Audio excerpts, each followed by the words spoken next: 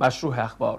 مرحله نظامی عملیات مشترک در ولسوالی نازعلی ولایت هلمند تا 12 روز دیگر به پایان خواهد رسید.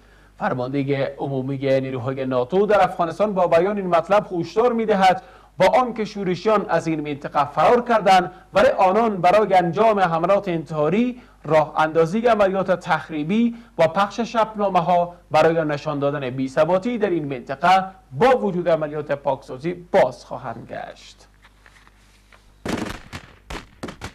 هرچند از آغاز عملیات مشترک در ولسوالی نازعلی ولایت هلمند که توسط 15,000 نیروی امنیتی افغان و نظامیان بین المللی برای جدا ساختن جنگجویان طالب از غیر نظامیان و توسعه حکومتداری بهتر راه اندازی شده است، حدود 16 روز می‌گذرد، ولی جنرال استنلی مک‌کریستال فرمانده عمومی نیروهای ناتو در افغانستان میگوید مرحله نظامی عملیات مشترک در این ولایت تا 12 روز دیگر به پایان خواهد رسید.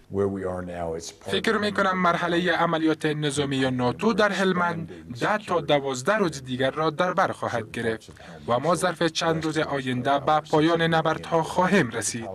اما خشونت‌ها پایان نخواهد یافت و آن عده شورشیانی که منطقه را ترک می‌کردند دست به طرحی حملات انتحاری، عملیات‌های ضد دولتی و پخش شبنامه‌ها خواهند پرداخت تا به مردم نشان دهند که این منطقه پاکسازی شده و نیروهای امنیتی افغان و نظامیان بین المللی قادر به تامین امنیت آن نیستند.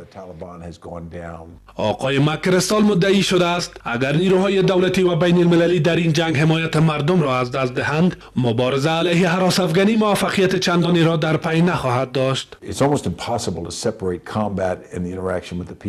تلفات غیر نظامیان چیزی است که هیچ کس نمی‌خواهد صورت گیرد. همچنان بر اساس فرهنگ و جوامع افغانی این بسیار حساس است، زیرا ما می‌خواهیم با حفاظت از غیر نظامیان مورد احترام قرار گرفته اعتماد آنها را به دست بیاوریم. ما باید تلاش‌های فوق‌العاده را روی دست گیریم تا تلفات صورت نگیرد. درک می‌کنم اگر ما حمایت مردم افغانستان را از دست بدهیم، در جنگ علیه دهشت افغانی موفق بودن نمی‌توانیم.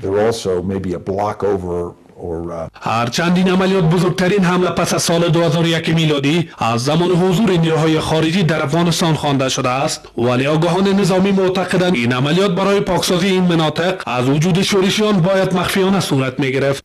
اعلام آغاز عملیات از چند هفته پیش در این منطقه بدون هماهنگی با ولایت‌های همجوار سبب شده است تا بسیاری از تروریستان این منطقه را ترک کرده و به پناهگاه‌های امن خود را برسانند.